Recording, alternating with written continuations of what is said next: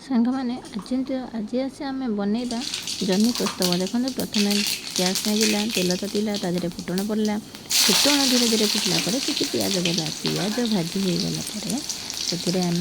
काटी रखा आलू को देवा एवं आलू किछि समय भाजवा भाजवा पर आलूर अंश लाल है आम से मसला को ऐड करवा से आम पियाज रसुण अदा पुस्तक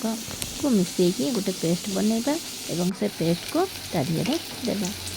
एवं से स्वाद अनुसार लुण हलदी लंका गुंड दे मसलाटी को भल भाव में कषि नवा एवं से जिते तेल छाड़ी आसो से आम जह्नी को ऐड करवा तापर किसी समय घंटा घंटी करापर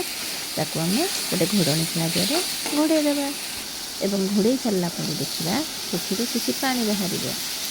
जेहेतु आम यहाँ जह्नी यूज करते जह्नी जेहेतु एक पानी जातीय परिया ये बिल्कुल भी पानी दबा नहीं आपको घोड़े धीरे धीरे बाजिबा देखो फाइनाली आम जह्नी